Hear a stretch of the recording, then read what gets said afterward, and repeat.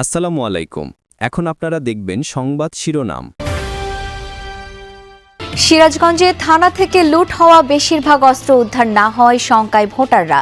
নির্বাচন ঘিরে অবৈধ অস্ত্রের প্রবেশ ঠেকাতে সীমান্তে বাড়তি তৎপরতা। অস্ত্র যাতে নির্বাচনকে টার্গেট করে আর নতুন করে ইন হতে না পারে। ভোটকেন্দ্র দখল করতে এলে প্রতিহতের আহ্বান হাসনাত আবদুল্লাহর। নেত্রকোনা ৩ আসনে বিএনপি ও স্বতন্ত্র প্রার্থীর সমর্থকদের পাল্টাপাল্টি অভিযোগে উত্তাপ। সরকারি জমি দখলকে কেন্দ্র করে নেত্রকোনার কেন্দুয়ায় দুপক্ষের সংঘর্ষ, আহত ২০ জন, হাসপাতালে, এলাকা থমথম।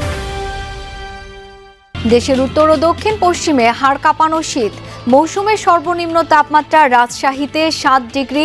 পর্যাপ্ত গরম কাপড়ের অভাবে বিপাকে দরিদ্র মানুষ। বেশ কয়েকদিন ধরেই ঠান্ডা, আজকের সকালটা একটু আরো বেশি ঠান্ডা। শীত তো অনেক, এর মধ্যে বাচ্চাদের নিয়ে বের হয় একটু রিস্কি হয়ে যায়। আমরা কাজ করতে পারছি না শীতের ঠেলায়, বুঝছেন? ওই শীতের ঠেলায় রাস্তায় লোকজন নাই। সাতক্ষীরায় সরকারি বস্তায় ভরে নকল সার বিক্রি, প্রতারিত প্রান্তিক কৃষক। প্রশাসনের অভিযানে 2 বিক্রেতাকে জরিমানা। আমার একটা সুন্দর গোডাউন থাকবে বা সেখানে থাকবে জিনিসটা, এভাবে লুকানো কেন থাকবে? কৃষকই ধ্বংস হয়ে যাচ্ছে। আপনি এখান থেকে 1.5 লাখ 2 লাখ টাকা পানিশমেন্ট দিয়ে আপনি তাকে নিয়ে চলে যাচ্ছেন। আসসালামু আলাইকুম। এখন দেখবেন সংবাদ বিস্তারিত। 2024 সালের 4 আগস্ট সিরাজগঞ্জে 2টি থানায় হামলা ও অস্ত্র লুটের ঘটনার 17 মাস পেরোলেও এখনও উদ্ধার হয়নি খোয়া যাওয়া আগ্নেয়াস্ত্র ও গোলাবারুদ।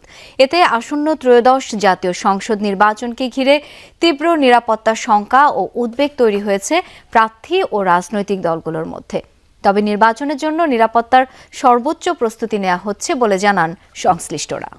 2024 সালের 4 আগস্ট স্বৈরাচার বিরোধী ছাত্র জনতার বিপ্লবের উত্তাল দিনে রক্তে রঞ্জিত হয় সিরাজগঞ্জ। একযোগে হামলা, লুটপাট, অগ্নিসংযোগ করা হয় এনায়েতপুর ও হাটিকুমরুল হাইওয়ে থানায়। প্রাণ হারান 15 জন পুলিশ সদস্য। 17 মাস পেরোলেও সেই ভয়াল দিনের ক্ষত এখনও স্পষ্ট। পুলিশের হিসেব অনুযায়ী সেদিন এই 2 থানা থেকে লুট হয় 10টি চাইনিজ রাইফেল, 12টি পিস্তল, 6টি শটগান, 5 শতাধিক রাউন্ড গুলি ও বারুদ। তবে 1.5 বছর পরও উদ্ধার হয়নি 14টি আগ্নেয়াস্ত্র সহ বিপুল পরিমাণে গোলাবারুদ। নির্বাচন সামনে রেখে সরকার ঘোষিত আইনশৃঙ্খলা বাহিনীর বিশেষ অভিযান চললেও সিরাজগঞ্জে খোয়া যাওয়া অস্ত্র উদ্ধারে অগ্রগতি না থাকায় বাড়ছে উদ্বেগ। নির্বাচনকে সামনে রেখে সীমান্ত দিয়ে কোনো অস্ত্র যেন দেশের অভ্যন্তরে প্রবেশ করতে না পারে, সেজন্য তৎপর রয়েছে বর্ডার গার্ড বাংলাদেশ।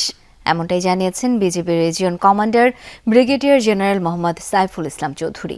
কুমিল্লা 14 গ্রামের আমানগন্ডা আদর্শ উচ্চ বিদ্যালয় মাঠে অসহায়দের মাঝে শীত বস্ত্র বিতরণ শেষে একথা বলেন তিনি বলেন, অস্ত্র ও মাদকের প্রবেশ ঠেকাতে সীমান্ত এলাকায় বিজিবি টহল বাড়ানো হয়েছে।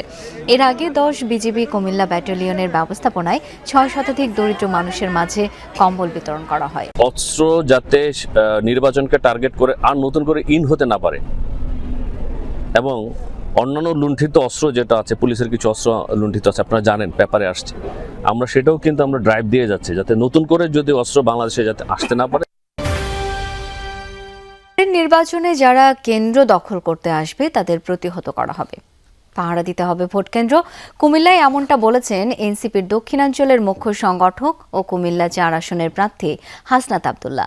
আগ্রাসন বিরোধী পদযাত্রার অংশ হিসেবে সকালে দেবিদ্বারের ভিরাল্লা এলাকায় উঠোন বৈঠকে অংশ নেন তিনি। এ সময় হাসনাত বলেন, ভোট তাদের বিরুদ্ধে দিতে হবে যারা দুর্নীতি, টেন্ডারবাজি, মামলাবাজি করে। এবারের ভোট ইনসাফের জন্য, ভারতীয় আধিপত্যবাদের বিরুদ্ধে। যারা টাকার বিনিময়ে ভোট কিনতে আসবে তাদের প্রত্যাখ্যানের আহ্বান জানান হাসনাত। জাফরগঞ্জ ইউনিয়নের বিভিন্ন এলাকায় ঘুরে ঘুরে ভোটারদের সাথে কুশল বিনিময় করেন তিনি। এ সময় এনসিপি ও জামায়াতের নেতৃবৃন্দ উপস্থিত ছিলেন। একদিন ঘুরে আপনার কাছে 1000 টাকার একটা নোট নেয়া, আর 5 বছর আপনি নেতার কাছে ঘুরেন কত 1000 টাকা নোট নেয়া, জন্ম নিবন্ধনও টাকা, মৃত্যু সনদও টাকা। এবার আমরা ইনসাফের জন্য, দুর্নীতিমুক্ত বাংলাদেশ গড়ার জন্য, ভারতীয় আধিপত্য বিরোধী অবস্থানের জন্য, সিয়ামরা যেই কারণে তাদের জীবন দিতে চেয়েছে সেটির জন্য হচ্ছে আমরা ভোট দেব। ত্রয়োদশ জাতীয় সংসদ নির্বাচনকে ঘিরে উত্তাপ ছড়াচ্ছে নেত্রকোনা ৩ আসনে। বিএনপি মনোনীত প্রার্থী ও স্বতন্ত্র প্রার্থীর সমর্থকদের মধ্যে উত্তেজনা ছড়িয়ে পড়েছে মাঠ পর্যায়ে। এরই মধ্যে স্বতন্ত্র প্রার্থীর সমর্থকদের উপর হামলার ঘটনায় জেলা রিটার্নিং কর্মকর্তার কার্যালয়ে লিখিত অভিযোগ করা হয়েছে। তবে সাধারণ ভোটাররা বলছেন, বিগত নির্বাচনগুলোতে ভোট দিতে না পারলেও এবার তারা ভোট দিতে চান নির্বিঘ্নে। গঠিত নেত্রকোনা ৩ আসনে এবার প্রতিদ্বন্দ্বিতা করছেন একাধিক প্রার্থী। বিএনপি থেকে মনোনয়ন পেয়েছেন জেলা বিএনপির সাধারণ সম্পাদক রফিকুল ইসলাম হিলানি। তবে তার প্রতিদ্বন্দ্বী একই দলের স্বতন্ত্র প্রার্থী হিসেবে নির্বাচনের ঘোষণা দিয়েছেন দেলোয়ার হোসেন ভূঁইয়া দুলাল। এরই মধ্যে বিএনপি প্রার্থী সমর্থকদের বিরুদ্ধে হামলা ও প্রাণনাশের হুমকির অভিযোগ তোলেন স্বতন্ত্র প্রার্থীর সমর্থকরা। কেন্দুয়ায় সরকারি জমি দখলকে কেন্দ্র করে দুই পক্ষের দফায় দফায় সংঘর্ষে আহত হয়েছেন ২০ জন। সকালে উপজেলার চিরাং ইউনিয়নের বাট্টা কাচারি মোড় এলাকায় সংঘর্ষের ঘটনা ঘটে। স্থানীয়রা জানায়, বাট্টা গ্রামের একটি সরকারি জমির দখল নিয়ে দুটি পক্ষের মধ্যে অনেকদিন ধরেই বিরোধ চলছিল।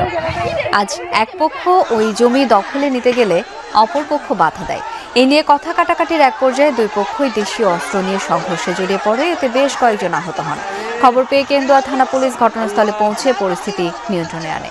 পরে আহতদের হাসপাতালে পাঠানো হয়। আবারও সংঘর্ষ এড়াতে ঘটনাস্থলে আইন শৃঙ্খলা বাহিনী মোতায়েন করা হয়েছে। রাজশাহীতে প্রতিদিন নামছে তাপমাত্রার পারদ। আজ সর্বনিম্ন তাপমাত্রা রেকর্ড করা হয়েছে ৭ ডিগ্রি সেলসিয়াস।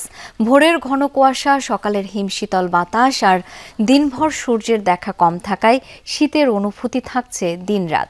বেশি বিপাকে পড়েছেন শ্রমজীবী আর ছিন্নমূল মানুষেরা।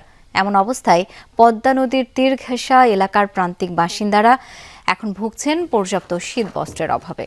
রাজশাহী আবহাওয়া অফিস বলছে, জানুয়ারির মাঝামাঝি পর্যন্ত রাজশাহী জুড়ে থাকবে শীতের এমন দাপট। ঠান্ডা বাতাসে তাপমাত্রার পারদ নিম্নমুখী। এই মাঝারি শৈত্যপ্রবাহে রাজশাহীতে মঙ্গলবার মৌসুমের সর্বনিম্ন তাপমাত্রা ৭ ডিগ্রি সেলসিয়াস রেকর্ড করেছে আবহাওয়া অধিদপ্তর। বেলা গড়ালে একটু সূর্যের দেখা মেলে, তাতেই পরিবার নিয়ে রোদ পোহাতে বসেছেন নদীপাড়ের মানুষ। হিমেল বাতাস আর হাড় কাঁপানো শীত নিদারুণ ভোগান্তিতে ফেলেছে তাদের। খুবই ঠান্ডা, এখানে রোদ ছিল না, আপনার সকাল থেকে রোদ ছিল না, খুবই কুয়াশার অভাব ছিল। বাড়িতে অনেক শীত, রোদ নাই, তার জন্য গোসল পানি করে একটু এখানে ছেলেপেলে নিয়ে রোদে আছি। মৌসুমের সর্বনিম্ন তাপমাত্রায় ঠান্ডায় কষ্টে দিন কাটছে সবার।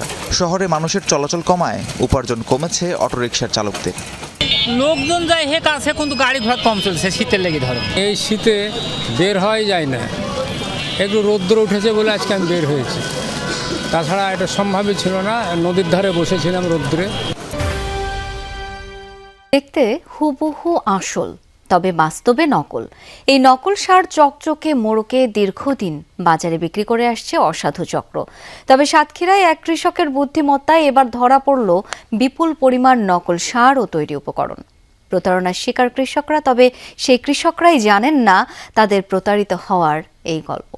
বিএডিসির লোগো বসানো আসল বস্তা, অথচ ভেতরে নকল টিএসপি সার।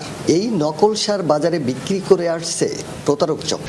সাতক্ষীরা সদরের বালিথা গ্রামের কৃষক আইয়ুব আলী শহরের সুলতানপুর বাজারে দোকানটি থেকে ১৩,০০০ টাকার পটাশ, ইউরিয়া ও টিএসপি সার কেনেন তিনি।